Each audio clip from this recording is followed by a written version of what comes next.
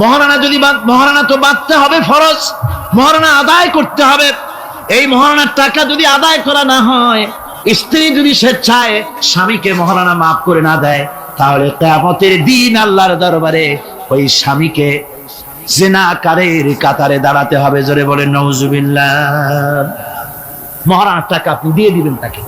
ওই মহারানার টাকা দিয়ে স্ত্রী যদি লক্ষ কোটি কোটি টাকার মালিক হয় ব্যবসা করে, তারপরেও স্ত্রীর সুখ শান্তি, রোগ শোক, খাওয়া পড়া সবকিছুর দায় দায়িত্ব কার? স্বামীর। সুবহানাল্লাহ পড়ে। নারীর অধিকার কত বেশি ইসলাম দিয়েছে। একটা মহিলা নির্বাচিত কলাম একটা বই লিখেছে, আমি ওই মহিলার নাম নিতে চাই না, আমার ঘৃণা করে। এই মহিলা লিখেছে যে রাসূলুল্লাহ বলেছেন পৃথিবীর সমস্ত জিনিস হচ্ছে ভোগের সামগ্রী, তার মধ্যে শ্রেষ্ঠ ভোগের সামগ্রী হচ্ছে নারী। নাউযুবিল্লাহি মিন যালিক। এমন কথা রাসূল বলেন না।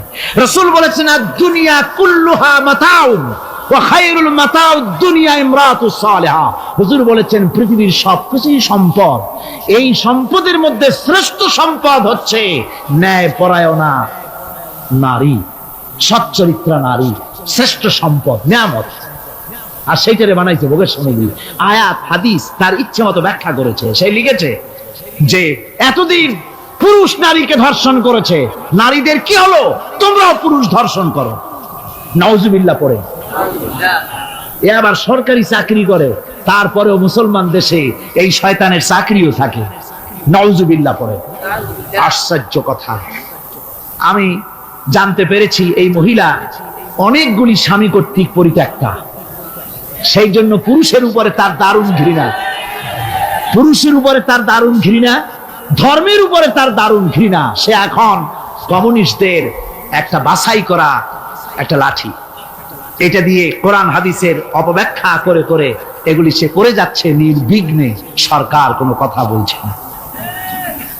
সরকার যে কথা বলছে না, এর জবাব সরকারকে দিতে হবে, আল্লাহর কাছে দিতে হবে, কোনো সন্দেহ নাই। আল্লাহকে গালি দেওয়া হচ্ছে, নবীকে গালি দেওয়া হচ্ছে, রসুলকে গালি দেওয়া হচ্ছে, বেহেশতকে গালি দেওয়া হচ্ছে, অথচ সরকার একদম চুপচাপ।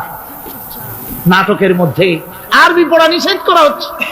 আমি প্রথম দিন বলেছিলাম, কি জানি নাটকের নাম, বারান্দা। আচ্ছা যাই হোক, সেই নাটকের মধ্যে দেখানো হচ্ছে যে আলিফ বা তা পড়াচ্ছে মৌলবি একজন। হোক না, একটা হিন্দুর স্ত্রী, মুসলমান সে, কিন্তু বউ হিন্দু, সে হয়েছে নায়িকা। সে এসে বলছে এসব বন্ধ করো, অ ক খ পড়ো। এই কথার জাস্টিফিকেশন হতো যদি ছেলেরা এ বি সি ডি পড়তে থাকতো, আর যদি বলা হতো সব বন্ধ কর, অ ক খ পড়, এর একটা যৌক্তিকতা ছিল, ঠিক না? পড়তেছে আলিফ বা তা সব বন্ধ কর, তার মানে কি? আলিফ বা তা হলো কোরআন, এর মানে কি? কোরআন। সুতরাং টেলিভিশনের মাধ্যমে কোরআনকে বন্ধ করার চেষ্টা চালাচ্ছে ভারতের গোলামেরা। সরকার চুপ করে থাকছে, সরকার নীরব। এর জবাব সরকারকে পেতে হবে, এড়াতে পারবেন। সুতরাং বলতেছিলাম, নারীর অধিকার প্রতিষ্ঠিত করেছে ইসলাম। কে করেছে? ইসলাম বলেছে মহারানার টাকা আদায় করে দাও। সেই মহারানার টাকা আদায় করা হলো না, এখন উল্টা, এখন মহারানা আদায় করে পুরুষেরা। সেটার নাম কি? যৌতুক। কন্যা পক্ষের কাছের থেকে যৌতুক নামে কৌতুক করে। ছেলে যখন ম্যাট্রিক পাস করে তখন ছেলের পিতা এতটুকুন হা করে, যখন বিএ পাস করে এতটা করে, যখন এমএ পাস করে ছেলের বাবা তখন হাঙ্গরের মতো এতটা হা করে। যত টাকা খরচ হয়েছে মেয়ের বাপের কাছ থেকে কড়ায় গন্ডায় উসুল করে নেব। তারপরে ছেলে আর মেয়ের বিবাহ ঘটায় দেয়, মাঝখানে ওটারে কি করে? হ্যাঁ, ঘটক। এই ঘটক ঘটকালি করে। অমুকের ছেলে ইঞ্জিনিয়ার, খুব ভালো ছেলে, দারুণ ভালো। বলে কত ভালো? থানায় খুব রিপোর্ট আছে, যাই দেখো। খুব ভালো ছেলে। তা কি লাগবে? কালার টেলিভিশন লাগবে 10টা, তারপরে 5 জিপ লাগবে, 14 লক্ষ টাকা ক্যাশ লাগবে, আবুধাবিতে চাকরি লাগবে, ওয়াশিংটন ডিসিতে বাড়ি করে দেওয়া লাগবে। মানে মেয়ে জন্ম দিয়ে মেয়ের বাপ এমন পাপ করছে যে এটা চালাতে গিয়া ছেলের বাপেরে তার 14 গোষ্ঠীর স্বাদ মিটাইয়া দিতে হবে। এমন ছোট লোক, এমনই ছোট লোক কন্যার পিতার কাছ থেকে চাইয়ে চাইয়ে আদায় করে নেয়। এর চাইতে ভিক্ষুক, এর চাইতে খয়রাতি, এর চাইতে ছোট লোক আর কেউ হতে পারে। লজ্জা করা উচিত, শরম করা উচিত, মনে করা উচিত ওই লোক তো তার কলিজার টুকরাটাই আমাকে দিয়ে দিচ্ছে। 16 বছর 20 বছর লালন পালন করে কলিজার টুকরা মেয়েটাই তো আমাকে দিয়ে দিচ্ছে, আবার টেলিভিশন চাই কেন? ঘটক যা কন্ট্রাক্ট করলো, যদি তার থেকে কিছু কম হয় বিয়া ভাঙ্গে যায়, তাহলে বোঝা গেল কি মেয়ে বিয়ে করলো না টেলিভিশন বিয়ে করলো? তাহলে মেয়েটে বাদ দিয়ে টেলিভিশন কিনে তাই নিয়ে ঘুমাও। নাউজুবিল্লাহি মিন যালিক। কপাল পোড়া মুসলমান। মুসলমান, যৌতুক মুসলমানদের জন্য দাবি করে আদায় করে নেওয়া জায়েজ নাই। আপনারা আমাকে জবাব দেন, শূকরের মাংস খাওয়া মুসলমানের জন্য কি হারাম? পায়খানা খাওয়া মুসলমানের জন্য কি হারাম? মনে রাখুন, শূকরের মাংস আর পায়খানা খাওয়া মুসলমানদের জন্য যেমন হারাম, যৌতুকের একটা সুতা দাবি করে আদায় করা ঠিক সেরকম হারাম। চিটাগং এবং চট্টগ্রামের বাইরের থেকে আগত মুসলমানেরা, আমি জিজ্ঞেস করতে চাই, যাদের ছেলে আছে যৌতুক নামের এই অপদার্থ কৌতুক মানবতার সাথে এই প্রহসন আদায় করে দাবি করে যৌতুকের টাকা গ্রহণ করার মতো শূকরের মাংস পায়খানা আপনারা খাবেন? জোরে বলেন খাবেন? যারা ছেলের পিতা আছেন, কোরআনের মাহফিলে হাত উঁচু করে আমাকে দেখাতে হবে, কন্যা পক্ষের কাছ থেকে দাবি করে একটা সুতা আদায় করবেন না। কারা তারা? হাত উঁচু করে দেখান, হাত উঁচু করে রাখতে হবে। আলহামদুলিল্লাহ, হাত নামান, হাত নামান। আমি বলেছিলাম ছেলেদের পিতারা হাত তুলবে, কিন্তু বাচ্চা ছেলেরাও হাত তুলে ফেলেছে। অসুবিধা নাই, সব শিশুরা ঘুমিয়ে আছে। কি জানি, লক্ষ পিতা লক্ষ শিশু ঘুমিয়ে আছে। হ্যাঁ, সব শিশুদের অন্তরে। কাজে এই শিশুরাই একদিন পিতা হবে, তখন যেন আল্লাহ এই ওয়াদাটা তাদের মনে করায় দেন। জোরে কোন আমিন, জোরে বলেন আমিন। আপনাদের জানা মতে যদি যৌতুক কেউ আদায় করে টের পান, সালাম দিবেন না, তার সঙ্গে সামাজিক বয়কট করবেন, যেহেতু সে নারী নির্যাতনকারী। ঠিক কিনা বলেন? মা বোনেরা সম্মানের পাত্র, তাদেরকে বিয়ে করবেন সম্মান দিয়ে। আপনি টাকা দিয়ে বিয়ে করবেন, আপনাকে পয়সা দেওয়া হবে কেন? শ্বশুর যদি ইচ্ছে করে আপনাকে একটা কলম দেয়, শেরওয়ানি কাপড় দেয়, এই তো যথেষ্ট। আবার থালাবাটি ঘড়ি দিতে হবে, তুমি কি খয়রাতি? সম্মান থাকা উচিত, পার্সোনালিটি থাকা উচিত। শ্বশুরের টাকা দিয়ে বড়াই করবে, শ্বশুরের টাকা দিয়ে বাড়ি করবা, চাকরি করবা, লজ্জা করে না মুসলমান? নারী জাতির সম্মান আল্লাহ দিয়েছেন। কে দিয়েছেন? স্ত্রীকে রাসূলুল্লাহ কত ভালোবাসতেন। আল্লাহর নবী বলেছেন, আমার কাছে 3টা জিনিস প্রিয়, একটা হচ্ছে সুগন্ধি, একটা হচ্ছে নামাজ, আর একটা হচ্ছে স্ত্রী। সুবহানাল্লাহ, স্ত্রী আমার কাছে প্রিয়। হুজুর বলেছেন, তোমাদের মধ্যে সেই ব্যক্তি উত্তম যে ব্যক্তি তার স্ত্রীর কাছে উত্তম। আমি আমার স্ত্রীদের কাছে উত্তম ব্যক্তি। সুবহানাল্লাহ। রাসূলুল্লাহ স্ত্রীকে কত ভালোবাসতেন। বিশ্বনবী রাজনৈতিক কর্মকাণ্ড চালাচ্ছেন, যুদ্ধের দামামা বাজতেছে, চতুর্দিকে কত অশান্তি, সবকিছু চলছে, স্ত্রীর হক আদায় করতে ভুলে যাননি। রাতের বেলায় হযরত আয়েশার বয়স কম, তাকে নিয়ে রাসূলুল্লাহ একটু সুযোগ পেয়েছেন, বলছেন, আয়েশা সব তো ঘুমিয়ে, চলো আমরা একটু দৌড়াই। ওই যে দূরে একটা জিনিস দেখা যায়, দৌড় দাও, দেখি কে আগে যায়। দুজনে দৌড় প্রতিযোগিতা করলেন। দৌড় প্রতিযোগিতায় হযরত আয়েশা ফার্স্ট হলেন, হুজুর পিছনে পড়ে গেলেন। হযরত আয়েশা খুব আনন্দ করলেন যে আপনি কিন্তু আমার সাথে দৌড়ে পারলেন। পরবর্তী কিছু কাল যাওয়ার পর হযরত আয়েশা বলেন, হুজুর আজকে আবার বললেন যে চলো আয়েশা একটু দৌড়াই। হযরত আয়েশা বলছেন যে সেদিনের তুলনায় আমার শরীর একটু, আমি মুটিয়ে গেছি, শরীরটি স্থূল হয়েছে। আমি আজকে দৌড়ালাম কিন্তু পারলাম না, রাসূল আগে চলে গেলেন। আমি হাঁপাতে হাঁপাতে যখন হুজুরের কাছে চলে গেছি, হুজুর তখন মুস্কি হেসে আমাকে বললেন, আয়েশা, ওই সেই দিনের জবাব আজকে দিয়ে দিলাম। সুবহানাল্লাহি বিহামদিহি, সুবহানাল্লাহি বিহামদিহি। বিশ্ব নবী কত বড় আদর্শ বিশ্ব মানবতার জন্য। তিনি বলেছেন, আরাফাতের ময়দানে রাসূলুল্লাহ বলেছেন, তোমরা যেমন পড়বে তোমার স্ত্রীদেরকে তেমন পড়াবে, তোমরা যেমন খাবে তোমার স্ত্রীদেরকে তেমন খাওয়াবে। স্ট্যান্ডার্ড মেনটেন করবে। তুমি ভালো দামের কাপড় পরবে, স্ত্রীকে খারাপ দিবে তা নয়। অধিকার দুজনেরই সমান, স্বামী এবং স্ত্রী সমান অধিকার। কিন্তু আমরা তা বুঝতে পারি না, বুঝতে চাই না।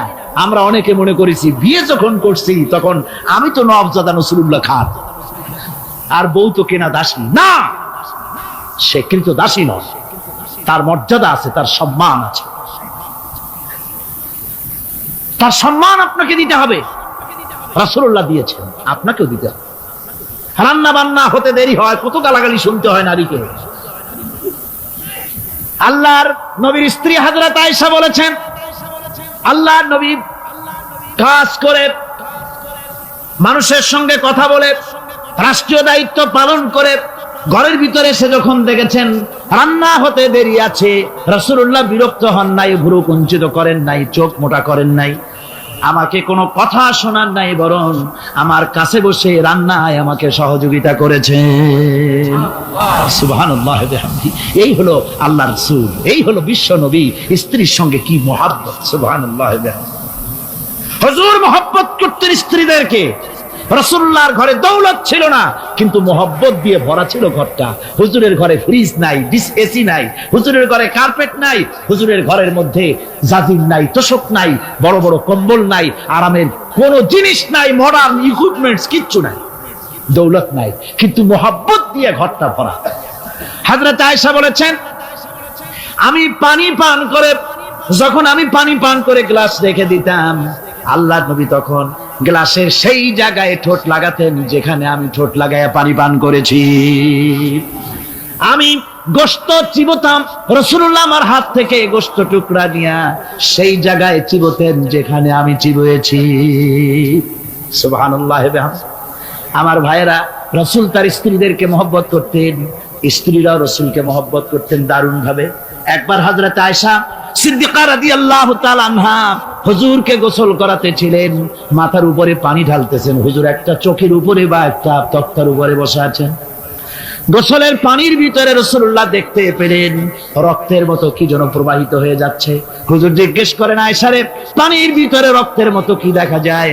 হযরত আয়েশা বলেন, হুজুর আপনি যখন বসেছিলেন অসতর্ক মুহূর্তে তক্তার নিচে আমার একটা আঙ্গুল পড়েছিল, পায়ের আঙ্গুলটা ফেটে বোধহয় রক্ত বেরোতেছে। রাসূলুল্লাহ তাড়াতাড়ি করে উঠলেন আর ওই আঙ্গুলকে ব্যান্ডেজ করে দিলেন। রাসূলুল্লাহ বললেন, আয়েশা রে, আঙ্গুল ফেটে গেছে, একটু আহাহু পর্যন্ত করলে না, এতক্ষণ তুমি কষ্ট করলে কেন? হযরত আয়েশা বলেন, ইয়া রাসূলুল্লাহ, ওটা তো একটা পায়ের আঙ্গুল। আয়েশার কলিজাটা ফেটে যদি রক্ত বেরোতো, রাসূলুল্লাহকে উঠতে বলতে আমি পারতাম না। কি মহব্বত রাসূলের সাথে! হযরত আয়েশা বলেন, হুজুর সাল্লাল্লাহু আলাইহি ওয়াসাল্লাম স্ত্রীদেরকে এত ভালোবাসতেন, আমাদের ঘরে গোশত টোস্ত তেমন রান্না বান্না খুব কম হতো। গোশত রান্না হবে কি, মাসের পর মাস চলে গেছে রাসূলের বাড়িতে, হুজুর স্ত্রীরা বলেছেন আমাদের ঘরে চুলায় আগুন জ্বলে নাই, একটু শুকনা রুটি, একটু শুকনা খেজুর আর একটু পানি খেয়ে আমাদের জীবন চলেছে, এরকমের অবস্থা হয়েছে। তারপরে এই অবস্থা চলেছে, এর মধ্যে যদি কখনো একটু গোশত আসছে, হুজুর যখন ছাগল টাগল ইত্যাদি ছাগল দুম্বা জবাও করেছেন, এই দুম্বার গোশত নিয়ে, ছাগলের গোশত নিয়ে রাসূলুল্লাহ নিজে বেরোতেন। হযরত খাদিজার বান্ধবী কোথায় আছে খুঁজে ওই বান্ধবীর কাছে গোশত পৌঁছে দিয়ে আসতে। হযরত আয়েশা বলেন, একদিন আমার ঘুম ভেঙে গেল, দেখি হুজুর আমার কাছে নাই, গেলেন কোথায়? খুঁজতে খুঁজতে যায় দেখি মসজিদে নববীর ভিতরে হুজুর হাত তুলে বসে আছেন, মোনাজাত করতেছেন। আমি পেছনে গিয়ে হাত তুললাম, আমি শুনতে পাচ্ছি নবীজি দোয়া করছেন, রব্বুল আলামিন কিয়ামতের ময়দানে যেদিন সন্তান তার পিতাকে ভুলে যাবে, মা তার সন্তানকে হারায় ফেলবে, ওই কঠিন হাসরের ময়দানে আমি যেন আমার খাদিজাকে হারাইয়া না যাই। মুনাজাতের শেষে হযরত আয়েশা বলেন, ইয়া রাসূলুল্লাহ, খাদিজার কথা আপনার এত কেন বারবার মনে পড়ে? একটা বুড়িরে বিয়ে করেছিলেন 25 বছর বয়সের সময়, 40 বছর বুড়ি। তার কথা কেন এত মহব্বত আপনার মনে পড়ে? তার থেকে যুবতী মেয়ে, সুন্দরী মেয়েকে আপনার স্ত্রী হিসেবে আপনি পান নাই। হুজুর বলেন, আয়েশা রে, খাদিজার সম্পর্কে এমন কথা তুমি আর বলো না। তোমরা সবাই আমার সুখের দিনের স্ত্রী, আর খাদিজা আমার এমন সময় স্ত্রী ছিল যখন মক্কায় আমার আশ্রয় ছিল না, তামাম মক্কা নগরীতে আমার আশ্রয় ছিল না।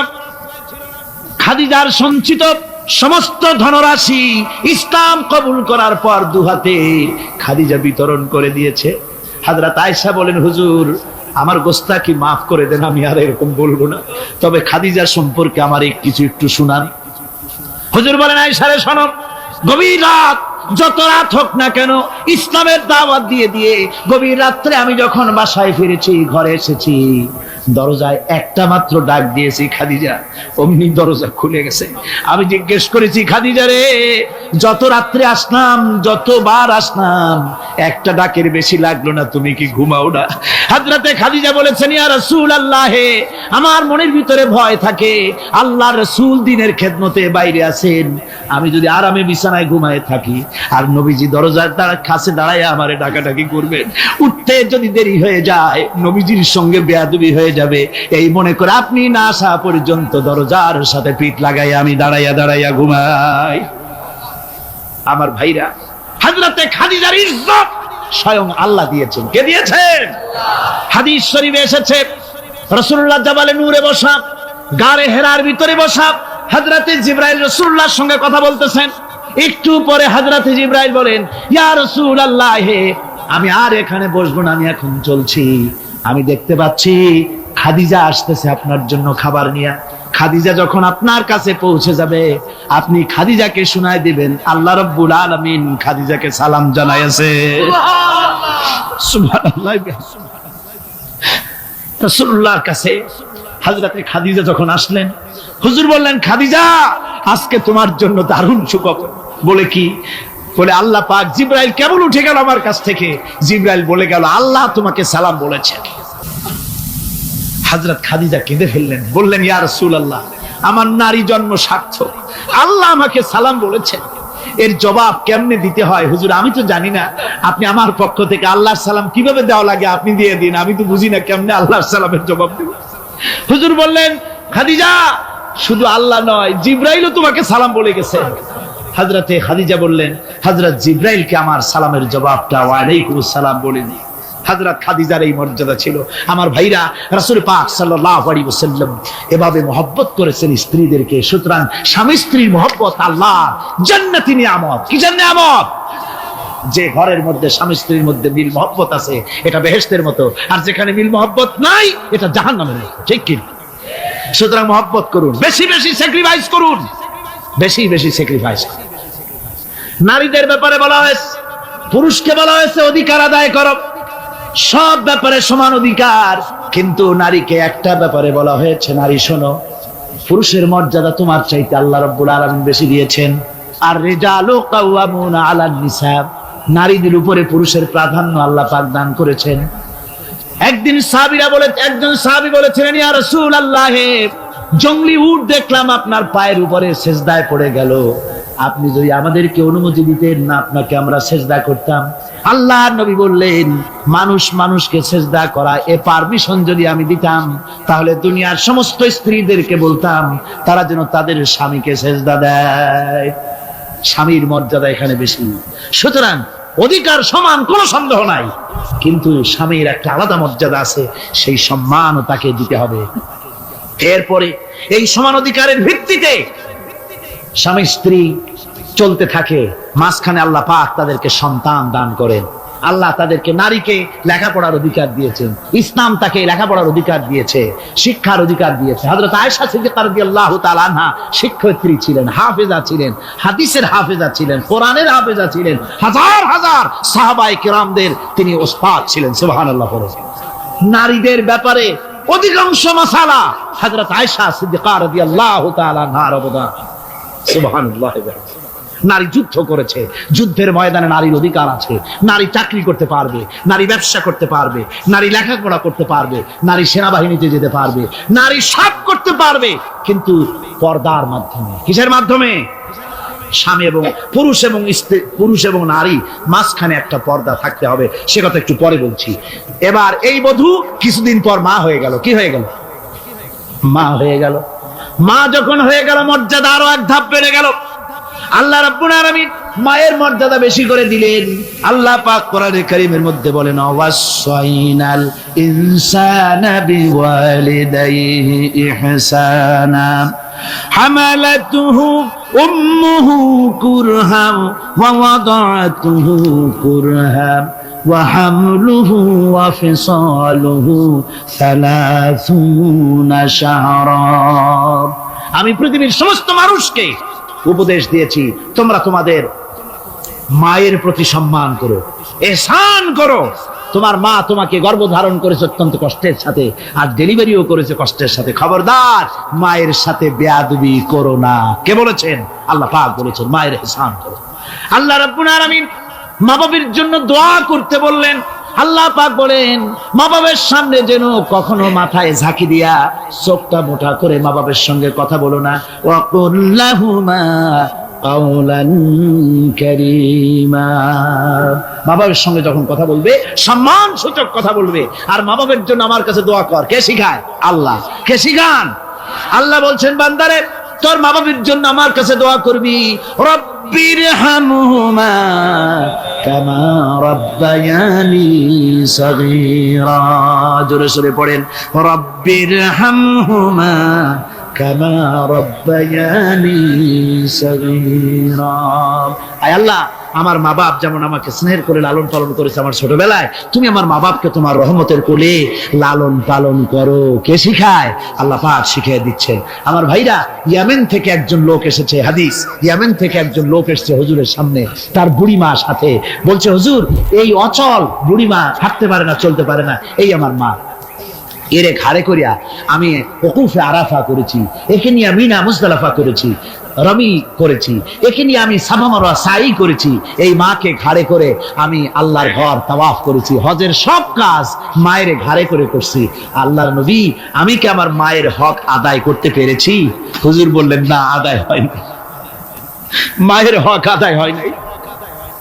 অর্থাৎ বুকের চামড়া দিয়ে মায়ের পায়ের যদি স্যান্ডেল তৈরি করে দেওয়া হয়, এক ফোঁটা দুধের হক আদায় হবে না। সেই মায়ের সঙ্গে নাফরমানি হচ্ছে, বেয়াদবি হচ্ছে, বউয়ের কথার মতো মায়ের সাথে দুর্ব্যবহার করা হচ্ছে। আমার দেশে গুলি হচ্ছে, হচ্ছে না? হচ্ছে। মা কোথায় পড়ে আছে কোনো খোঁজ নাই, খবর নাই। তার জন্য কোনো ভালো খাবার ব্যবস্থা, কাপড় চোপড় নাই। বন্ধুদের জন্য সব আছে, মায়ের জন্য নাই, বাপের জন্য নাই। মা তো বুড়ি হয়ে গেছে, এখন আর মা নাই। বাপ তো বুড়ো হয়ে গেছে, কামাই করতে পারে না, এখন আর বাপ নাই, এখন হয়ে গেছে বুড়ো। আর মা হয়েছে বুড়ি। আর আব্বা হয়েছে, যার মেয়ে বিয়ে করেছে শ্বশুর এখন আব্বা, আর শাশুড়ি হয়েছে আম্মা। মা আর বাপ বাসি হয়ে গেছে, বাপ পড়ে গেছে। আমার বন্ধুগণ, শুনে রাখুন, আল্লাহর নবী বলেছেন, তিনজনের দোয়া আল্লাহর কাছে অব্যর্থভাবে কবুল হয়ে যায়। মুস্তাজাবুদ দাওয়াত তিনজন। মুসাফিরের দোয়া কবুল হয়, মজলুমের দোয়া কবুল হয়, আর মা বাপ যদি সন্তানের জন্য দোয়া করে অবশ্যই সে দোয়া আল্লাহর দরবারে মঞ্জুর হয়ে যায়।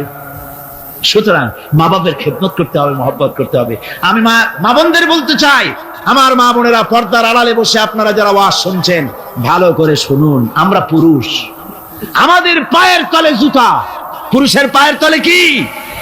জুতা। আপনারা নারী, আপনাদের পায়ের তলে আল্লাহর জান্নাত। জোরে কোন সুবহানাল্লাহ, জোরে বলেন সুবহানাল্লাহ। ও নারী, ও মহিলা, তোমাদের সম্মান আল্লাহ কোথায় তুলে দিল? পুরুষের পায়ের তলে জুতা, তুমি নারী, তোমার পায়ের তলে আল্লাহর বেহেশত। আল জান্নাতু তাহতা আকদামিন মুহাত। মায়ের পায়ের তলে আল্লাহর বেহেশত। সুবহানাল্লাহ পড়েন, সুবহানাল্লাহ পড়েন। আল্লাহ রাসূল বলেছেন, মা বাপ যদি, বুখারী শরীফের হাদিস, মা বাপ যদি অসন্তুষ্ট হয়, আল্লাহ অসন্তুষ্ট হয়ে যান। মা বাপ সন্তুষ্ট হন, আল্লাহ সন্তুষ্ট হয়ে যান। সুবহানাল্লাহ। আমরা বিভিন্ন জায়গায় হাদিয়া তোহফা নিয়ে যাই, যেখানে দোয়া কবুল হওয়ার সম্ভাবনা কম, 50-50, হইলেও পারে, না হইলেও পারে। সেইখানে পয়সা পাতি, হাদিয়া তোহফা, নজর নিয়াজ নিয়ে যাই। আর যেখানে 100% সিউরিটি আছে, সেখানে হাদিয়া তোহফা দেই না। মা বাপকে হাদিয়া তোহফা দেয়। মা বাপের পায়ের উপরে চুমা খান, কিসমত পাল্টে যাবে, তকদীর পাল্টে যাবে।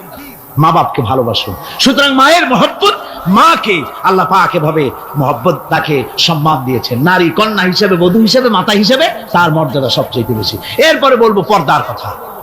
আমার মা বোনেরা, আল্লাহ রাব্বুল আলামিন মহিলাদেরকে বলেছেন, পুরুষদেরকে বলেছেন, কুল্লিল মুমিনিনা ইয়াগুদ্দু মিন আবসারিহিম। ও নবী, মোমেন পুরুষদেরকে বলে দেন তারা যেন তাদের চক্ষুকে পরনারী থেকে নিম্নগামী রাখে। আর মহিলাদেরকে বলা হয়েছে কুল্লিল মুমিনাতি ইয়াগুদুনা মিন আবসারিহিন্না। ও মুমিনা মহিলারা, তোমরা যেন তোমাদের চক্ষুকে পর পুরুষ থেকে যেন নিম্নগামী রাখো। এটা আল্লাহর হুকুম। কার হুকুম?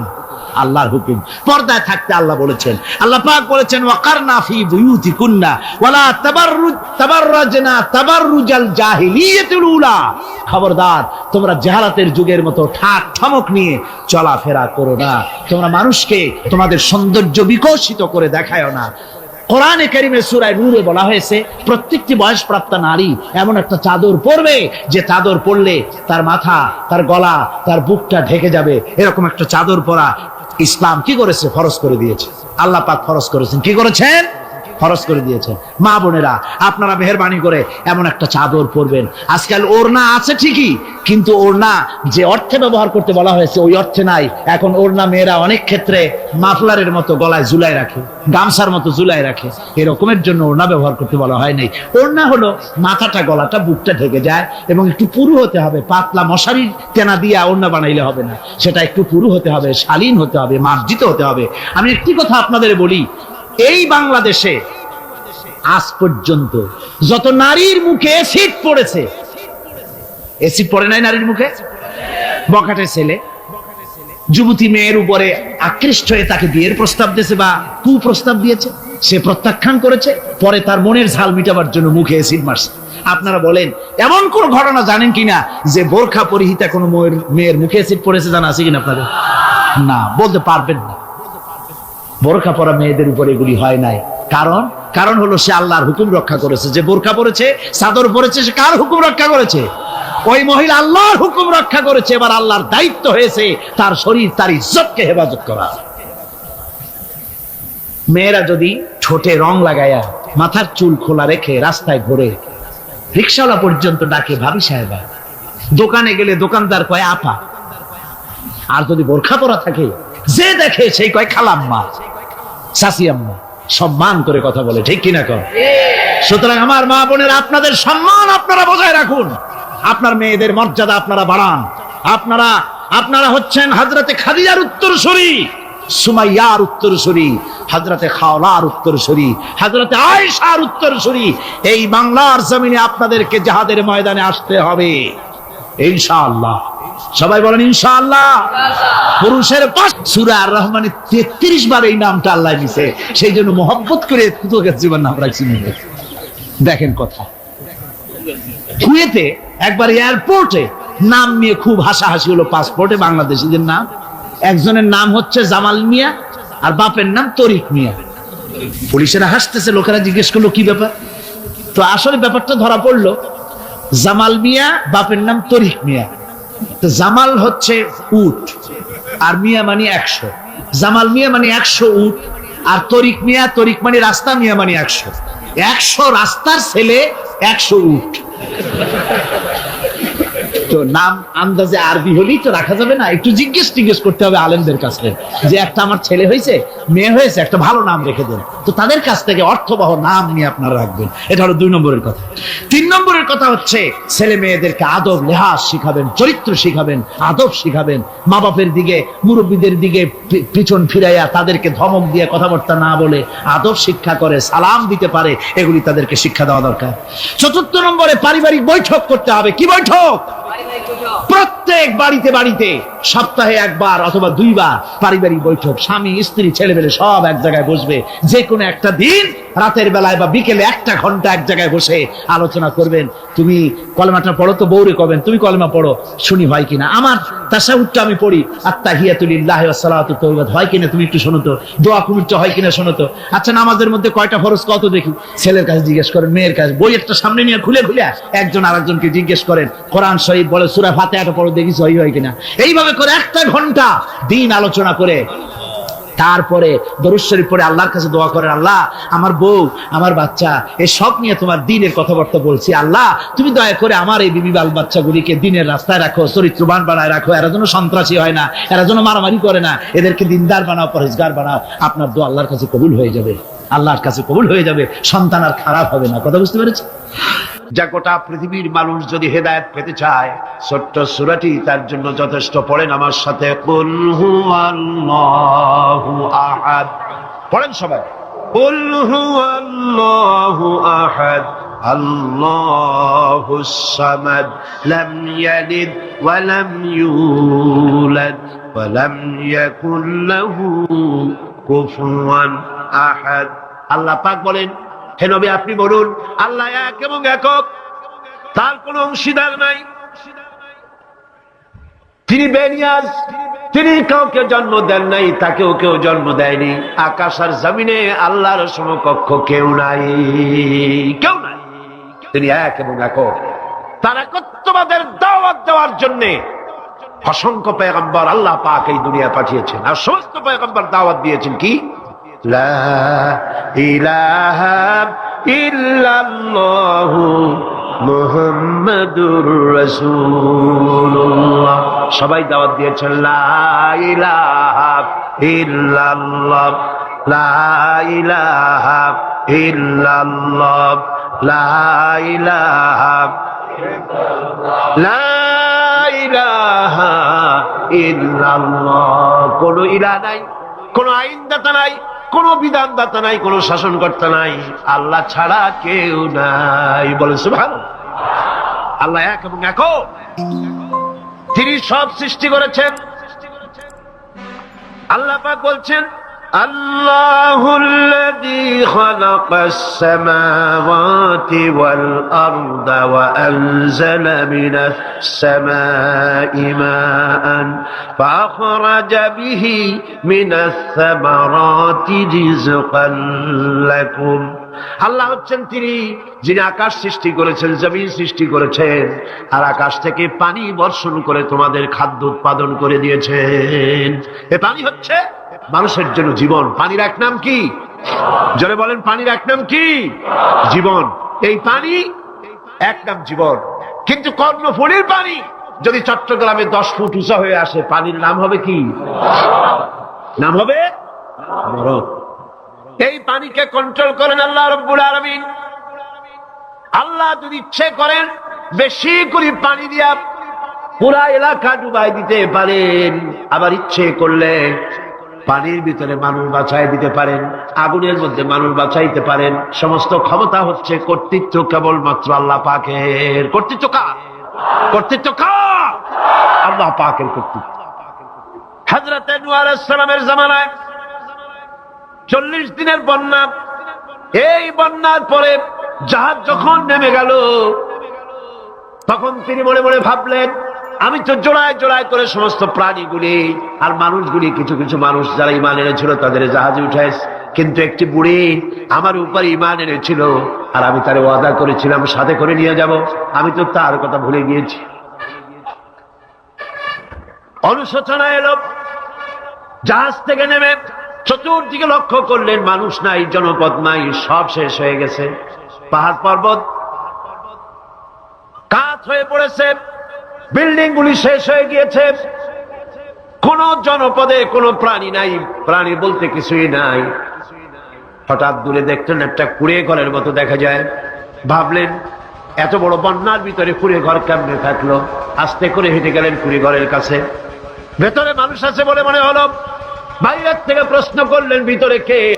জবাব এলো, আমি এই ঘরের মালিক, আমি এক বুড়ি বিধবা এক মহিলা। কোন নেমে গেল? তখন তিনি মনে মনে ভাবলেন, আমি তো জোড়ায় জোড়ায় করে সমস্ত প্রাণীগুলি আর মানুষগুলি, কিছু কিছু মানুষ যারা ঈমান এনেছিল তাদের জাহাজে উঠাইছে, কিন্তু একটি বুড়ি আমার উপর ঈমান এনেছিল, আর আমি তার ওয়াদা করেছিলাম সাথে করে নিয়ে যাব, আমি তো তার কথা ভুলে গিয়েছি। অনুশোচনা এলো। জাহাজ থেকে নেমে চতুর্দিকে লক্ষ্য করলেন, মানুষ নাই, জনপদ নাই, সব শেষ হয়ে গেছে। পাহাড় পর্বত কাত হয়ে পড়েছে, বিল্ডিং গুলি শেষ হয়ে গিয়েছে, কোন জনপদে কোনো প্রাণী নাই, প্রাণী বলতে কিছুই নাই। হঠাৎ দূরে দেখলেন একটা কুড়ে ঘরের মতো দেখা যায়। ভাবলেন এত বড় বন্যার ভিতরে কুড়ে ঘর কেমনে থাকলো। আস্তে করে হেঁটে গেলেন কুড়ে ঘরের কাছে। ভেতরে মানুষ আছে বলে মনে হলো। বাইরের থেকে প্রশ্ন করলেন ভিতরে কে? জবাব এলো আমি এই ঘরের মালিক, আমি এক বুড়ি বিধবা এক মহিলা। আপনি কে? তিনি বললেন আমি হচ্ছি এই জামানার পয়গম্বর হযরত নূহ আলাইহিস সালাম। বুড়ি বলছেন আমারও ধারণা তাই। আপনি আমাকে ওয়াদা করেছিলেন বন্যা হলে পরে, বন্যার আভার যখন আপনি পাবেন আমাকে আপনি সাথে করে জাহাজে উঠায় নিয়ে দিবেন। আমার মনে হয় বন্যা কবে হবে সেই খবর দেওয়ার জন্য আপনি এসেছেন। হযরত নূহ আলাইহিস সালাম সিজদায় পড়ে কাঁদতে লাগলেন, বললেন রব্বুল আলামিন তোমার কুদরত বোঝার ক্ষমতা আমার নাই। 40 দিন পর্যন্ত পানির ভিতরে মানুষ কেমনে জীবিত রইল? আল্লাহ পাক শোনালেন রোরে বিপদ যখন এলো তুমি তোমার উম্মতকে ভুলে যেতে পেরেছো, ভুলে গিয়েছো, কিন্তু আমি রব্বুল আলামিন রহমানুর রহিম, আমি আমার বান্দিরে ভুলি নাই। পানির স্রষ্টা আল্লাহ, পানির ভিতরে তিনি বাঁচাতে পারেন, আবার তিনি আগুনের ভিতরে বাঁচাতে পারেন, সবকিছু করতে পারেন। সমস্ত ক্ষমতা আল্লাহ পাকের। সমস্ত ক্ষমতা কার? আরো জোরে বলেন কার? আল্লাহ পাক বলেন এভাবে করে আমি আকাশ সৃষ্টি করেছি, জমিন সৃষ্টি করেছি, বৃষ্টি দিয়েছি, আর চন্দ্র সূর্য তৈরি করেছি। তারপরে আমি তোমাদেরকে নিয়ামত দিয়ে ভরে দিয়েছি। وَإِن تَعُدُّوا نِعْمَةَ اللَّهِ لَا تُحْصُوهَا। আমার নিয়ামত যদি গণনা করো, গুনে গুনে আমার নিয়ামত শেষ করতে পারবে না। সুবহানাল্লাহ।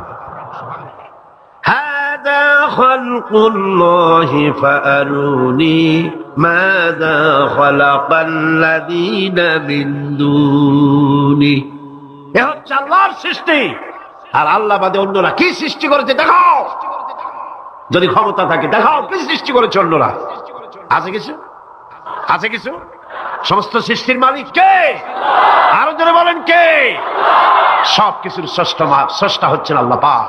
ওই আকাশের মালিক কে? চিল্লায় বলেন জোরে সোরে, আকাশের মালিক কে? বাতাসের মালিক কে? চন্দ্র সূর্যের মালিক কে? পৃথিবীর মালিক কে? গোটা সৃষ্টি জগতের মালিক কে? সবকিছুর মালিক যিনি, তিনি বলছেন এগুলি সব আমি সৃষ্টি করেছি। ফারুনি মাযা খালাকাল্লাযীনা মিন দুনি। আমি ছাড়া অন্যরা কে কি তৈরি করেছে দেখাও। আল্লাহ রাব্বুল আলামিন এভাবে করে মানুষের জন্য সবকিছু সৃষ্টি করেছেন। তার খাবারের ব্যবস্থা করেছেন, পড়ার ব্যবস্থা করেছেন, গাছপালা তৈরি করেছেন, পানি তৈরি করেছেন, সব ব্যবস্থা করে দিয়েছেন। এমনকি শীতকালে পিঠা খাবেন, রসের ব্যবস্থাও করে দিয়েছেন। চট্টগ্রামের রস আছে না? কি গাছের রস? খেজুর গাছের রস। এই খেজুর গাছের গোড়া খুঁজতে খুঁজতে 5 মাইল নিচেও যদি চলে যান, খেজুর গাছের মাথায় যেমন রস পাওয়া যায়, খেজুর গাছের 5 মাইল নিচে কি ওরকম এক ফোঁটা পানি পাওয়া যাবে? খেজুর গাছের ভিতরেও কি তেমন পাওয়া যাবে? সেই জায়গা মতো কাটলে যেমন রস পাওয়া যাবে, অন্য জায়গায় পাওয়া যাবে না। আবার খেজুর গাছের পাশে একটা নিম গাছ আছে, কিয়ামত পর্যন্ত নিম গাছ গিয়া শোষেন। মিষ্টি লাগবে? কি লাগবে? আল্লাহ রাব্বুল আলামিন, আপনি পিঠা খাবেন, খেজুর গাছ দিয়ে রস তৈরি করে দিলেন। পায়েস খাবেন, চাউল তৈরি করে দিলেন, গম দিয়ে দিলেন। গোশ খাবেন, কিমা খাবেন, কি খাবেন, সমস্ত কিছু রব্বুল আলামিন তৈরি করে মানুষের সামনে দিয়ে দিলেন। আর বললেন খাও, পান করো, খাও, আর আমার শুকর আদায় করো। মাঝে মধ্যে পড়ো আলহামদুলিল্লাহি রাব্বিল আলামিন। এই যে ঠান্ডায় গোটা পৃথিবী, এখনো ঠান্ডা শুরু হয় না। এই ঠান্ডা শুরু না হওয়ার কারণ আমরা। এটা কারণ কারা? আমরাই। গ্লোবাল ক্লাইমেটের চেঞ্জ এসেছে, গোটা দুনিয়ার আবহাওয়ার পরিবর্তন হয়ে গিয়েছে। শীতের সময় শীত নাই, গরমের সময় গরম নাই। এটা কি খুব ভালো? এটা কি? এটা রোগ ব্যাধি বেশি হওয়ার লক্ষণ। শীত যখন আসে, এত প্রচন্ড শীত, গোটা পৃথিবী যত এসি আছে, সমস্ত শক্তিশালী এসি প্লান্ট একযোগে যদি ছেড়ে দেওয়া হয়, আপনার শীতকালে শীত দেন, তার সহস্র কোটি কোটি ভাগের এক ভাগের শীতও কি পৃথিবীর মানুষ তার যন্ত্রপাতি দিয়ে তৈরি করতে পারবে? পারবে। সূর্য দিয়ে প্রতি মুহূর্তে আল্লাহ পাক যে তাপ দেন, গোটা বিশ্বের সমস্ত আগুন একসঙ্গে যদি জ্বালানো হয়, সেই তাপ কি তৈরি করা সম্ভব হবে? হবে। আল্লাহ রাব্বুল আলামিন মানুষের কল্যাণের জন্য মানুষের যা কিছু প্রয়োজন সবকিছু একটা একটা করে এভাবে তৈরি করে মানুষের সামনে সবকিছু দিয়ে দিয়েছেন এবং প্রয়োজন মিটিয়ে দিয়েছেন। যার যা প্রয়োজন তা তিনি মিটিয়ে দিয়েছেন।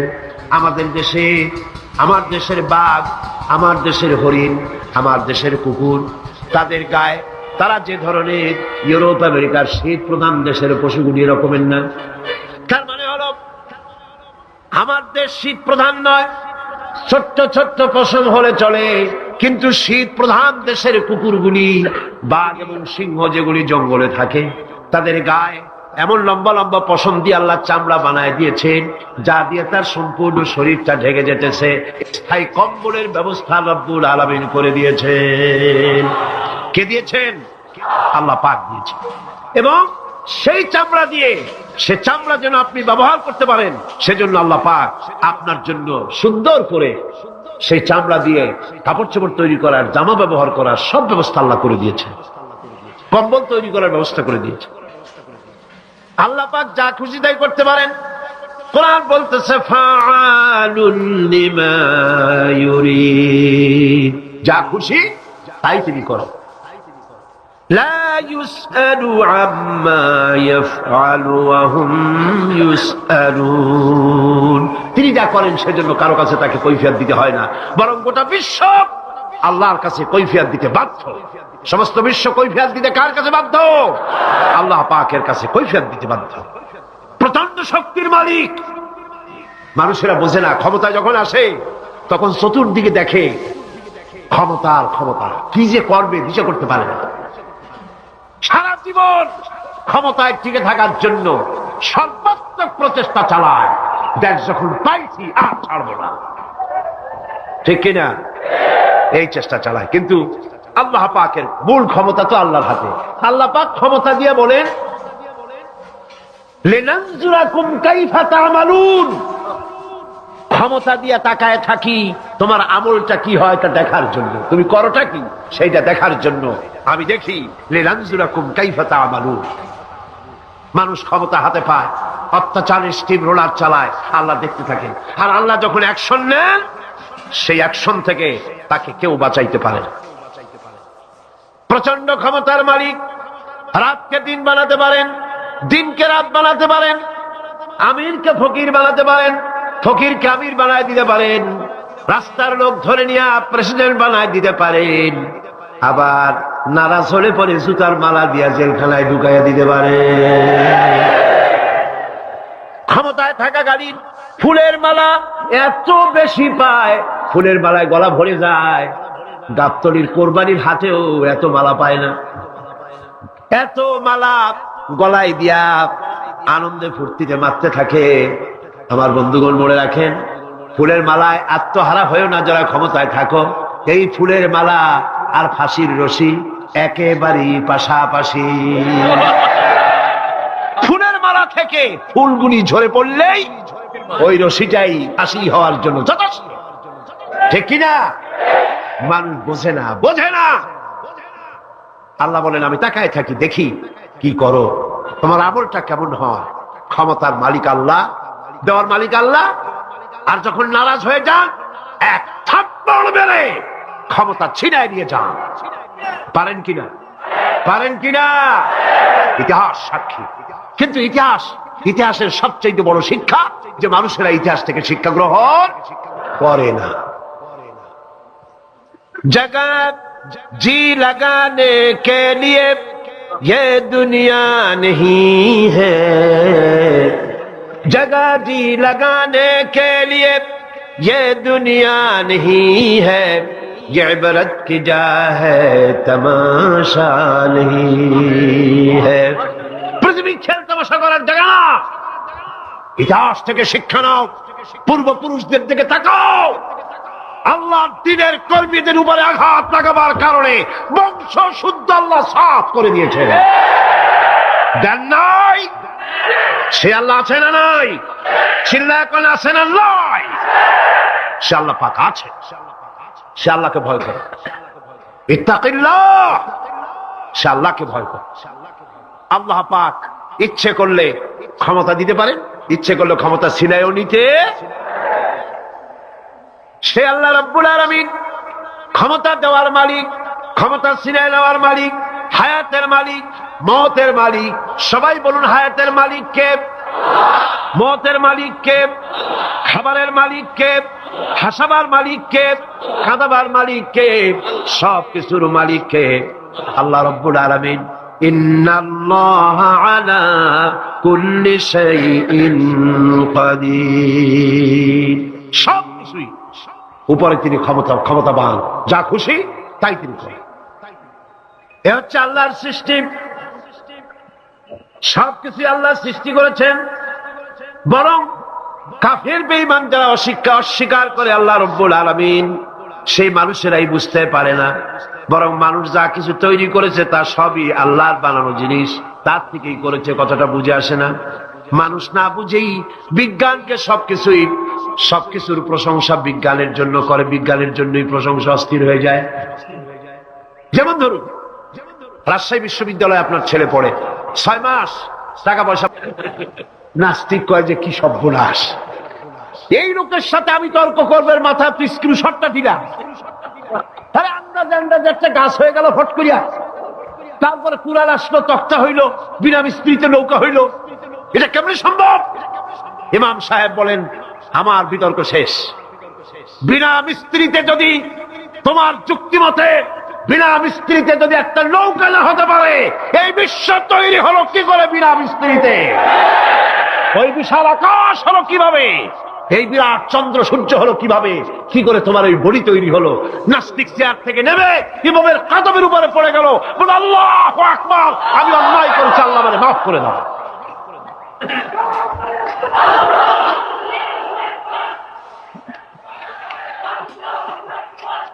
নাস্তিক ঘোষণা করে দিল, লা ইলাহা ইল্লাল্লাহু মুহাম্মাদুর রাসূলুল্লাহ।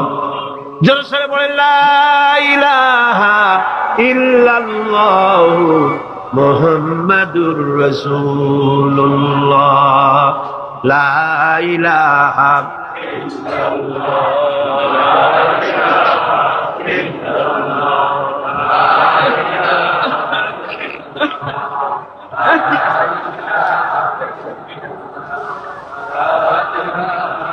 খালকুল্লাহ। এ হলো আল্লাহর সৃষ্টি। কার সৃষ্টি? বলেন সবাই খুশি হয়ে, কার সৃষ্টি? ফারুলি মাযা খালাকাল্লাযিনা মিন দুনি।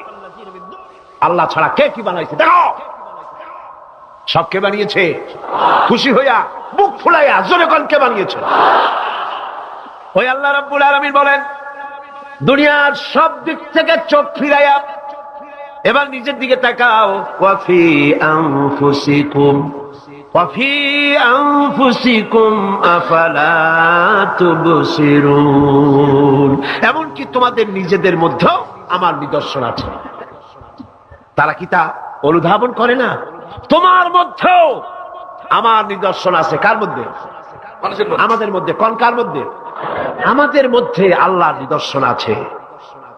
মানুষ যদি তার নিজের দেহের প্রতি লক্ষ্য করে, তাহলে সে মহান আল্লাহ পাকের অসংখ্য কুদরত দেখতে পাবে। জোরে লাগো। যেমন একটি শিশু যখন জন্ম হয়, তখন তার হাড়ের পরিমাণ হয় 305টি। 305টি। পরে এগুলি একটা দুটো মিশে গিয়ে পরিমাণ দাঁড়ায় 206টি হাড়। 560টি পেশি দিয়ে এই হাড়গুলিকে বেঁধে রাখা হয় এবং মোট গিরার পরিমাণ দাঁড়ায় 100 গিরা। আপনি কি জানেন আপনার আঙ্গুলের মাথা থেকে বাহু পর্যন্ত কয়টা গিরা আছে? গণবেন কখন? কিলাকিলি করি তো কুল পানবে। দেখেন না গিরা কতগুলা। আঙ্গুলের এই আঙ্গুলের মধ্যেই কতগুলা গিরা।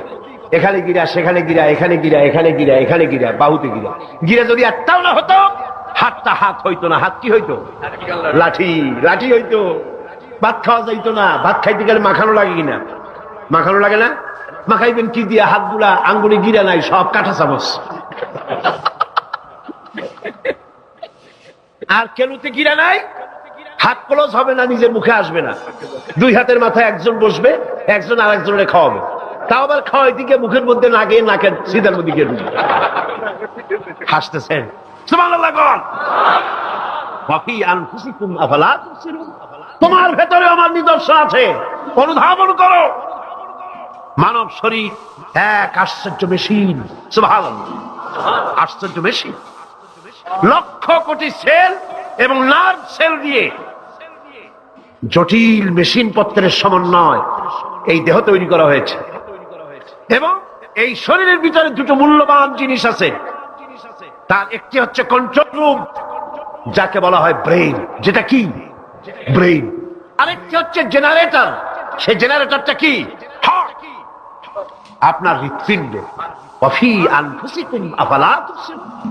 লক্ষ্য করো না কেমনে? তোমার শরীরের দিকে তাকাও না। Brain, control room. হার্টের কাজ হচ্ছে রক্তগুলিকে সার্কুলার করা, রক্তগুলিকে পৌঁছে দেওয়া সর্বত্র। যা খাচ্ছেন সমস্ত খাদ্যগুলিকে, রক্ত তৈরি হচ্ছে, হার্টের কাজ হলো এটাকে এইভাবে করে করে পৌঁছে দেওয়া। আর এই রক্তগুলি যদি না পৌঁছায়, শরীরের যে অংশে রক্ত পৌঁছাবে না সে অংশ কি হবে? প্যারালাইজড হবে, অবশ হবে। মাশাআল্লাহ, আপনারা সব ডাক্তার বুঝতে পারতেছেন, কথা বুঝে ফেলতেছেন। আলহামদুলিল্লাহ। রক্ত পৌঁছাবে না, প্যারালাইজড হয়ে যাবে। এই জন্য আল্লাহ কি করেছেন? পায়ের বুড়ো আঙ্গুল থেকে শুরু করে মস্তিষ্কের মাথা পর্যন্ত অসংখ্য নার্ভ, শিরা উপশিরা দিয়ে ভরে দিয়েছেন। কত শিরা, কত উপশিরা! চিকিৎসা বিজ্ঞানীরা বলেছেন, মানুষের দেহের ভিতরে যত শিরা এবং উপশিরা আছে সবগুলি যদি বের করে একটার সাথে আর একটা গিরা দেওয়া হয়, তাহলে তা এত লম্বা হবে যা দিয়া গোটা পৃথিবী 3 বার ঘোরা যাবে।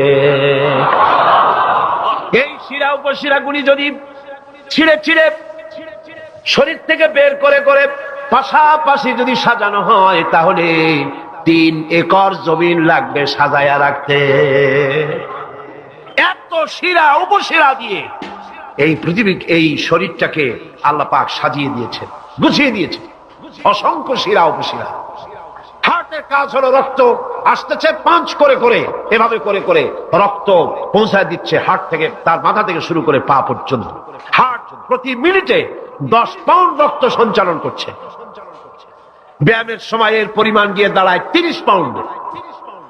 এবং এক সময় যদি আপনি আহত হন, অনেকগুলি রক্ত যদি বেরিয়ে যায়, অন্তত 2.5 পাউন্ডের মতো রক্ত আপনার শরীরের মধ্যে সব সময় রিজার্ভ থাকে। কে রাখে? কে রাখে? কে রাখে? সুবহানাল্লাহ। এবার আপনার হার্ট যদি দুর্বল হয়, হার্ট অ্যাটাক হয় না? চিটাগাঙ্গে নাও হইতে পারে, নাকি হয়?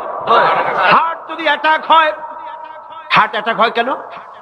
হার্টের যেই জিনিস ভেতর দিয়ে রক্তগুলি প্রবাহিত হয়, আর্টারিগুলি, এই আর্টারিগুলি যদি অতিরিক্ত চর্বির কারণে, অনেকে তো খায় জম্মের খাওয়া, ডাইনি বাই তাকায় না, সুবহানাল্লাহ, 4 আঙ্গুল কপাল বাদ দেওয়ার সব পেট, খাওয়ার সময় বিসমিল্লাহ কয় না, শেষও আলহামদুলিল্লাহ কয় না, খায় আর কয় যা মজা হইছে, খা কুলু ওয়া তামাত্তাউ। পাইকারি দরে খেলে পরে চর্বি হবে। এই চর্বিগুলো গিয়ে হার্টের যে আর্টারিগুলি আছে, রগ আছে, এই রগগুলির ভিতরে চর্বি জমে যায়। চর্বি জমার কারণে রক্ত পাস করতে পারে না, হার্ট অ্যাটাক করে। হার্ট অ্যাটাক করলে পরে রোগী যদি বেঁচে যায়, তাহলে বাইপাস অপারেশন করতে হয়। বাইপাস অপারেশন করতে যখন যায়, তখন তার জন্য রগ দরকার। ওই যেটা ব্লক হয়েছে ওটা ফেলে দিতে হবে, নতুন আরেকটা রগ লাগবে। এবার আপনি দেখেন, আমার আল্লাহর কুদরতের দিকে তাকান। আপনার হার্ট অ্যাটাক করতে পারে, নতুন করে একটা রগের দরকার হতে পারে। এই রগ গরুর রগ দিয়া হবে না, এই রগটা ছাগলের রগ দিয়া হবে না। কোথায় পাবেন রগ? কে দেবে আপনার রগ? আল্লাহ পাক আপনার পায়ের ভেতরে রানের মধ্য দিয়া স্পায়ার রড রক সেখানে রেখে দিয়েছেন। হার্ট অপারেশন যখন করা হয় ডাক্তারেরা ব্লক করা হার্ট ওই রকটাকে ফেলে দিয়া উরুর ভিতর থেকে রক বের করে কলিজার মধ্যে লাগায়া দেয়। সুবহানাল্লাহ। দুটি মাত্র কিডনি হলে, একটি মাত্র কিডনি হলে শরীরটা আপনার বেঁচে যায়। আল্লাহ রাব্বুল আলামিন শরীরের ভিতরে দুইটা কিডনি দিয়েছেন। কিডনির নাম জীবন। কিডনির নাম কি? কিডনি অচল হলে আপনি অচল হয়ে যাবেন, শরীর ফুলে যাবে, আপনি মরে যাবেন তাড়াতাড়ি করে, রক্ত শূন্যতা দেখা দেবে। কিডনিকে বাঁচায় রাখা প্রত্যেকের জন্য জরুরি। আর কিডনি বাঁচাবার জন্য পানি খাবেন বেশি করে। কি খাবেন? কি খাবেন? পানি। সুবহানাল্লাহ, সুবহানাল্লাহ। এ পানি খান নিয়ামত, পানির অপচয় করবেন না। আমার নবী বলেছেন, প্রবাহমান নদীর ঘাটে বসেও এক ফোঁটা পানির অপচয় করো না। প্রবাহমান নদীর ঘাটে বসেও পানির অপচয় করো না। সুবহানাল্লাহ। পানি নিয়ামত, পানি খান বেশি করে, কিডনি সচল থাকবে। আলহামদুলিল্লাহ। একটা কিডনি হলে চলে, আল্লাহ পাক দুটি কিডনি দিয়েছেন, একটা বন্ধ হলে যেন আর একটা দিয়ে সে যেন চলতে পারে। সুবহানাল্লাহ। মানুষের শরীরের ভেতরে এই পরিমাণ লেমন আছে যা দিয়া একটা ঘর সাদা বানানো যায়, এই পরিমাণ ফসফরাস আছে যা দিয়া ২৫০০ ম্যাচ বানানো যায়। তোমার শরীরের ভিতরে আমার নিদর্শন আছে। মানুষের এই আশ্চর্যজনক দেহটাকে ঢেকে দেওয়া হয়েছে একটি শ্বেতাতপ নিয়ন্ত্রিত চামড়া দিয়া। সেই চামড়াটা ২০ বর্গ ফিট। এই চামড়ার ভেতরে রয়েছে অসংখ্য লোমকূপ। অসংখ্য লোমকূপ দিয়ে এই চামড়াটা তৈরি করে দেওয়া হয়েছে এবং এই চামড়া দিয়ে শীত এবং গরম অনুভব করার শক্তি দেওয়া হয়েছে। দুটি চোখ দেওয়া হয়েছে, শ্রবণের জন্য কান দেওয়া হয়েছে। কে তিনি যিনি আমরা চোখ দিয়া নেগেটিভ দেখি? চোখ দিয়া কি দেখি? চোখ দিয়া দৃশ্যের নেগেটিভটা দেখি। ওই দেখার সাথে সাথে ব্রেনের ভিতরে গিয়া কোন শক্তি পজিটিভ বানায়া আমারে দেখায়। তার নাম কি? আমার কানের ভিতরে অসংখ্য শব্দ চতুর্দিক থেকে আসে। শব্দগুলিকে বিন্যস্ত করে একটা একটা করে শুনবার জন্য আমার কে কানের ভিতরে কে ব্যবস্থা করে দিয়েছেন? তার নাম কি? একটা মাত্র জিহ্বা, একটি মাত্র জিহ্বা মুখের মধ্যে আল্লাহ দান করেছেন। এই জিহ্বার ভিতরে কত স্বাদ আল্লাহ রাব্বুল আলামিন দান করে দিলেন। এই জিহ্বায় রসগোল্লার স্বাদ একরকম, জিলাপির স্বাদ আর একরকম, চানাচুরের স্বাদ একরকম, পুঁটি মাছের স্বাদ একরকম, লোট্টা ফিশের স্বাদ আর একরকম, ঠিক কিনা? শুটকি মাছের স্বাদ আর একরকম, কাবাবের স্বাদ আর একরকম, আপেলের স্বাদ একরকম, বড়ের স্বাদ একরকম। একটা জিহ্বা দিয়া হাজারো স্বাদ নেওয়ার তৌফিক দিলেন আল্লাহ। সেই খাবার সময়ও বিসমিল্লাহ বলে না, পরেও আলহামদুলিল্লাহ কয় না। এত নিয়ামত দিয়ে আল্লাহ পাক এই শরীরকে সাজিয়েছেন, শরীরটাকে সুন্দর করেছেন, সুগঠিত করেছেন। আল্লাহ পাক বলেন, তোমার শরীরের ভিতরে রয়েছে আমার দৃষ্টান্ত, এগুলি দেখো। তোমার ব্রেইন, মানুষের মাথায় যে মাথার ভিতরে যে ব্রেইন দেওয়া হয়েছে, এর ভিতরে রয়েছে অসংখ্য সেন্স, যার মধ্যে বুদ্ধি, প্রজ্ঞা, সুখ, দুঃখ, মেমোরি। এই পৃথিবীতে মানুষের মাথায় যে ব্রেন দেওয়া হয়েছে, এটা সর্বোচ্চ ওজন হচ্ছে 3 পাউন্ড। 3 পাউন্ড ওজনের এই বস্তুটিকে রাখা হয় মাথার খুঁড়ির মধ্যে, মাথার মাঝখানে। এই ব্রেন দেহের কোটি কোটি সেনা প্রহরীকে পাহারার কাজে লাগায়। এই ব্রেন বুদ্ধি করে, বুদ্ধি দিয়ে লাগায়। কম্পিউটারের যে মেমোরি শক্তি আছে, পৃথিবীর মানুষের মাথায় আল্লাহ পাক যে মেমোরি দিয়েছেন, যে স্মৃতি শক্তি দিয়েছেন, সারা পৃথিবীর সমস্ত ডাটা, সমস্ত ইনফরমেশন সবগুলি মানুষ যদি তার মেমোরিতে নিয়ে নেয়, তারপরেও আল্লাহ পাক মেমোরিতে এত জায়গা করেছেন যে তার 1,00,000 ভাগের 1 ভাগও ভরবে না। এই ব্রেন দিয়ে আল্লাহ পাক মানুষকে বুঝতে বলেছেন, তাকাও, লক্ষ্য করো, আমার পৃথিবী দেখো, দুনিয়া দেখো, নিজেকে দেখো এবং আমার অস্তিত্বের কথা স্বীকার করো। আমি তোমাকে সৃষ্টি করেছি। আল্লাহ পাক বলেন, হাদা খালকুল্লাহি ফারুনি মাযা খালাকাল্লাযীনা মিন দুনিহি বালিয যালিমুনা ফি যালালিম মুবিন। এ হচ্ছে আল্লাহর সৃষ্টি। এখন দেখাও তো অন্যরা কি সৃষ্টি করেছে, অন্যরা কি সৃষ্টি করেছে? আছে কিছু? অন্যরা আল্লাহর জিনিস দিয়া তারা আল্লাহর জিনিস দিয়ে জোড়াতালি দিয়ে তৈরি করেছে, কিন্তু সমস্ত সৃষ্টির মূল হচ্ছে আল্লাহ পাক। আজকে আমাদের সন্তানদেরকে যদি কোরআন থেকে আজকে যে কথাগুলি বললাম, এই কথাগুলি যদি কলেজে বিশ্ববিদ্যালয়ে পড়ানো হতো, আমার ছেলে কি নাস্তিক হতে পারত? বলেন, আমার এই ছেলে কলেজে বিশ্ববিদ্যালয়ে যেসব ছেলেপেলেরা পড়ে, এগুলি কি বোম্বাই থেকে আসছে না মঙ্গল গ্রহ থেকে নাজিল হয়েছে? আমাদের ছেলেপেলে কিনা? এই ছেলে যখন প্রাইমারি স্কুলে পড়তো, তখন রমজান মাসে সেহরি করতে না উঠাইলে সকালবেলায় মা বাপের উপরে অভিমান করে, রাগ করে, কান্দাকাটি করে না খাইয়া সারাদিন রোজা রেখেছে, ঠিক না? বলেন আমার কথাটা ঠিক কিনা? এই ছেলেটি প্রাইমারি ছেড়ে হাই স্কুলে যখন গিয়েছে, তখনও সে নামাজ পড়তো, আলেম ওলামা দেখলে ভক্তি করতো, শ্রদ্ধা করতো। যেই না কলেজে ঢুকলো, নামাজ গেল, রোজা গেল, চরিত্র গেল। এরপরে আলেম ওলামা পীর বুজুর্গ দেখলি বলতে থাকে, এরাই দেশটারে খাইছে। দেশ খাইলো কেমন? আলেম ওলামারা তারা কি দেশে কখনো ক্ষমতায় গেছে? বলেন গেছে? আলেম ওলামারা তো জীবনে ক্ষমতাই যায় নাই, তারা দেশ খাইলো কি করে? যারা ক্ষমতায় থাকে ওরা খায় না, যারা ক্ষমতায় যায় না ওরা খায় জম্মের খাওয়া। আশ্চর্য কথা, এরাই দেশটারে খাইছে। নামাজ নাই, রোজা নাই, তারপরে বলা শুরু করে আল্লাহ নাই।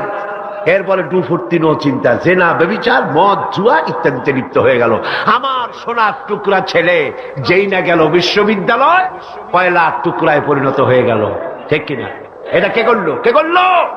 করেছে এক শ্রেণীর শিক্ষক নামের কলঙ্ক, যারা শান্তিনিকেতনের গোলাম, যারা মার্কস এবং লেনিনের গোলাম, মাও সেতুংয়ের গোলাম। এই গোলামেরা দুনিয়ার মানুষকে, আমার সন্তানগুলিকে ধ্বংস করে দিল। আজ যদি আমি আলোচনার শুরুতেই বলেছিলাম, যদি কোরআন এবং সুন্নাহ যদি পড়ানো হতো কলেজ বিশ্ববিদ্যালয়ে, তাহলে আমার এই সন্তানগুলি চোর হতো না, ডাকাত হতো না, জেনাকার হতো না, বদমাশ হতো না, খাঁটি মুসলমান হয়ে বেরিয়ে আসতো, যা দেখলে আমাদের চক্ষু ঠান্ডা হয়ে যেত। জোরে বলেন সুবহানাল্লাহ।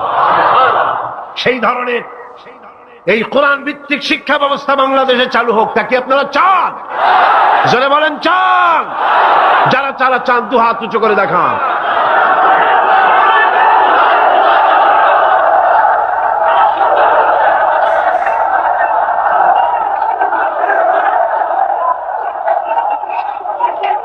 বসুন, বসুন। হাত তুলতে বলেছি, মাথা তো তুলতে বলিনি। আল্লাহ রাব্বুল আলামিন তিনি কোরআন দিয়েছেন মানুষকে শিখবার জন্য, চরিত্র বানাবার জন্য, দিনদার হওয়ার জন্য। এই কোরআন এবং সুন্নাহর বদৌলতেই পৃথিবীতে শান্তি এসেছিল, পৃথিবীতে অর্থনৈতিক মুক্তি এসেছিল, মানুষ সুখ পেয়েছিল, মানুষ সৌন্দর্য পেয়েছিল। আমরা যদি আবার সুখ শান্তি ফিরে পেতে চাই, আবার আমাদেরকে কোরআন এবং সুন্নাহর শিক্ষার দিকে ফিরে যেতে হবে। এর কোন বিকল্প আছে? কোন বিকল্প নাই। সেই কোরআন সুন্নাহর দিকে আমরা কিভাবে যাব, সেই বর্ণনা হবে আগামীকাল ইনশাআল্লাহ। তাওহীদের পথে, শিরক থেকে বেঁচে আল্লাহর পথে আগাবার জন্য আমরা তৈরি হয়ে যাই। মুনাজাতের জন্য দাঁড়ানো ভাইরা সবাই বসুন। যত ভাই দাঁড়ানো, সমস্ত ভাইয়েরা যার যার জায়গায় বসে পড়ুন, মুনাজাতে শরীক হন। দুই ভাই, দুই অমুসলিম ভাই ইসলাম কবুল করার জন্য এখানে এসেছে। এর একজনের নাম হলো তপন রক্ষিত, হিন্দু ধর্মাবলম্বী। বর্তমান নাম পছন্দ করেছে মোহাম্মদ হোসাইন। আর একজনের নাম শ্রী দীপক চন্দ্র হাওলাদার, এও হিন্দু ধর্মের অনুসারী। বর্তমান নাম পছন্দ করেছে মোহাম্মদ ওমর ফারুক। মাশাআল্লাহ। লা ইলাহা ইল্লাল্লাহু মুহাম্মাদুর রাসূলুল্লাহ। আল্লাহ ছাড়া কোন ইলাহ নাই, মাবুদ নাই, উপাস্য নাই। তিনি এক, যিনি একক। মুহাম্মদ সাল্লাল্লাহু আলাইহি ওয়াসাল্লাম আল্লাহ প্রেরিত রাসূল। জোরে বলো, আশহাদু আল্লা ইলাহা ইল্লাল্লাহু ওয়াহদাহু লা শারীকা লাহু ওয়া আশহাদু আন্না মুহাম্মাদান আবদুহু ওয়া রাসূলুহু। আমি সাক্ষ্য দিচ্ছি আল্লাহ ছাড়া কোনো ইলাহ নাই, মাবুদ নাই, উপাস্য নাই। তিনি এক, তিনি একক, তার কোন অংশীদার নাই। আমি আরো সাক্ষ্য দিচ্ছি মুহাম্মদ সাল্লাল্লাহু আলাইহি ওয়াসাল্লাম আল্লাহর প্রেরিত রাসূল এবং তার বান্দা। সকলকে বলো আসসালামু আলাইকুম। এই দুই তরুণ যুবক একটু আগে মুশরিক ছিল, এখন তারা আমাদের তাওহীদি ভাই। এবং আজকের মাহফিলে ছোট্ট ছোট্ট বাচ্চারা যেভাবে মাসুম, এই দুজনও সেইভাবে নিষ্পাপ, বেগুনাহ, মাসুম ঘোষণা করেছেন রাসূল করিম সাল্লাল্লাহু আলাইহি ওয়াসাল্লাম। অর্থাৎ অমুসলিম যখন ইসলাম কবুল করে, মুখে উচ্চারণ করে, মনে প্রাণে বিশ্বাস করে কালেমায়ে তাইয়্যিবা এবং কালেমায়ে শাহাদাত উচ্চারণ করে, জিন্দেগীর সমস্ত গুনাহ থেকে আল্লাহ পাক মাফ করে দেন। সুতরাং আমি তাদেরকে বুকের সাথে আলিঙ্গন করে সম্মানিত করছি।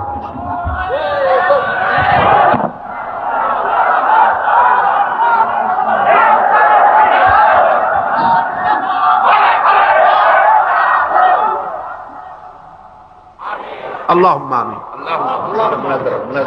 ربنا ظلمنا أنفسنا وإن لم تغفر لنا وترحمنا لنكونن من الخاسرين. ربنا لا تزغ قلوبنا بعد إذ هديتنا وهب لنا من لدنك رحمة إنك أنت الوهاب. أي الله تعالى বিশাল এই জনসমুদ্র নিয়ে তোমার দরবারে কোরআনে কারীমের আলোচনা করে হাত তুলেছি। মেহেরবানি করে সওয়াবটুকুন জনাবে মুহাম্মদ রাসূলুল্লাহ সাল্লাল্লাহু আলাইহি ওয়াসাল্লামের রূহ মুবারকে পৌঁছে দাও। तमाम পৃথিবীর মাটির নিচে যত মুমিন মুমিনাত শুয়ে আছেন তাদের আরওয়ার পরে সওয়াব পৌঁছায় দাও। হে আল্লাহ তাআলা, আমাদের মধ্য থেকে যাদের মা বাপ দুনিয়া থেকে জন্মের মতো বিদায় হয়ে গেছে, কবরগুলিকে জান্নাতের টুকরা বানায়া দাও। রব্বির হামহুমা কামা রব্বায়ানি সগীরা। সবাই পড়েন রব্বির হামহুমা কামা রব্বায়ানি সগীরা। হে আল্লাহ তাআলা, বিশাল এই মাহফিলে কোরআন শোনার জন্য কোরআনের পাগল মুসলমানেরা, অমুসলিমরা দূরদরাজ থেকে, বিভিন্ন জেলা থেকে, আশেপাশের দেশ থেকে কোরআন শোনার জন্য আসে। আল্লাহ তুমি দয়া করে কোরআনের হেদায়েত আমাদের নসিব করে দাও। আমাদের এই দেশটি কোরআনের শাসন দিয়ে পরিচালিত হয়েছে, এই দৃশ্য আমাদের চোখে দেখার তৌফিক দান করে দিও। হে আল্লাহ তাআলা, এ বিশাল মাহফিল পরিচালনা করতে গিয়ে ইসলামী সমাজ কল্যাণ পরিষদ প্রতি বছর হিমশিম খেয়ে যায়। সামান্য একটা মেয়ের বিয়েতে কত টাকা লাগে, লক্ষ লক্ষ টাকা সেখানে খরচ হয়ে যায় ছেলে মেয়ের বিয়েতে। আর এত বড় বিশাল প্যান্ডেল, এত লাইট, এত মাইক, এত প্রচার, এত মাইকিং, এত হ্যান্ডবিল, এত পোস্টার, এত মেহমান। আয় আল্লাহ তাআলা, এত ভলেন্টিয়ার, কত বেশি খরচ হতেছে। আল্লাহ তোমার বান্দাদেরকে বোঝার তৌফিক দিয়ে দাও। তোমার দিনদার, ইমানদার, মালদার সমস্ত মানুষদেরকে এই বিশাল মাহফিলে আর্থিক দিক থেকে সহযোগিতা করার তৌফিক দান করে দাও রব্বুল আলামিন। 5 দিন মাহফিলের 2 দিন চলে গেল, আর 3 দিন আমাদের সামনে তোমার কুদরতের আপন কুদরতি নিজাম দিয়া বাকি 3 দিন আল্লাহ তুমি চালাইয়া দিও। এই মাহফিল যেন ঋণগ্রস্ত হয় না, আল্লাহ ঋণ পরিশোধের তৌফিক দান করে দিও রব্বুল আলামিন। সকলকে হেদায়েত নসিব করে দিও। হে আল্লাহ তাআলা, আমাদের জীবনের রোগ ব্যাধি মাফ করে দিও, আমাদের আশা আকাঙ্ক্ষা জীবনের নেক বাসনা পুরা করে দিও। মা বোনেরা কষ্ট করে আসেন, হে আল্লাহ মা বোনদের উপরে তোমার খাস রহমত নাযিল করো। আগামী বৃহস্পতিবার মা বোনদের জন্য আলাদা ভাবে সকাল বেলায় যে আয়োজন করা হবে, হে আল্লাহ সেখানে চিরগংবাসী সমস্ত মহিলাদেরকে আসার তৌফিক দান করে দিও। তাদের জন্য আলাদা ভাবে কোরআনের কথা